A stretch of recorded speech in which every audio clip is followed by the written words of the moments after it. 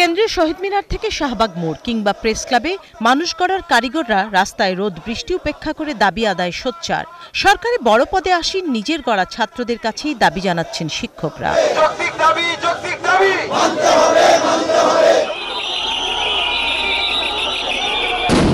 সেই আন্দোলনে চলছে আইন শৃঙ্খলা বাহিনীর নানা নিপীড়ন, যা মানবাধিকার লঙ্ঘনের শামিল বলছেন আইনজীবী।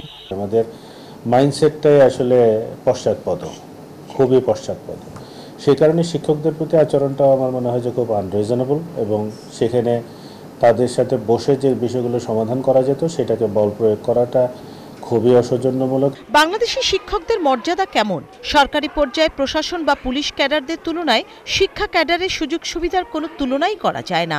তাহলে বেসরকারি এমপিওভুক্তদের অবস্থা কেমন হতে পারে তা বলাই বাহুল্য।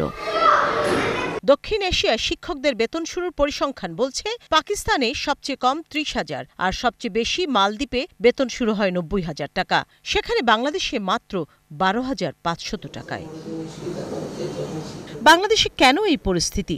শিক্ষায় বাজেট সহ সব ক্ষেত্রে শিক্ষকদের সুবিধা বাড়াতে গেলেই শুধু সরকারের সক্ষমতা হারিয়ে যায় বলে মনে করেন বিশেষজ্ঞরা।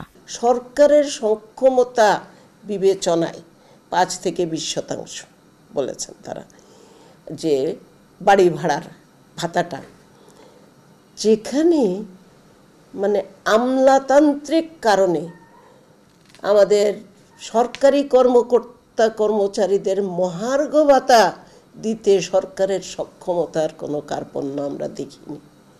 শিক্ষকদের ক্ষেত্রে কেন কার্পণ্য? আমার জিডিপিতে আমরা বলি জিডিপির 1 আমরা দিচ্ছি, কেবল কেন 5% দিচ্ছি না? ইউনেস্কোর সুপারিশ অনুযায়ী আমরা তো স্যাটেলাইট পাঠাই, আমরা তো সাবমেরিন কিনি, আমরা তো রাফেল কিনি, আমরা তো ওই যে এয়ারবাস কিনি, আমাদের সেখানে টাকা আছে, শিক্ষকদেরকে দেওয়ার জন্য টাকা নাই।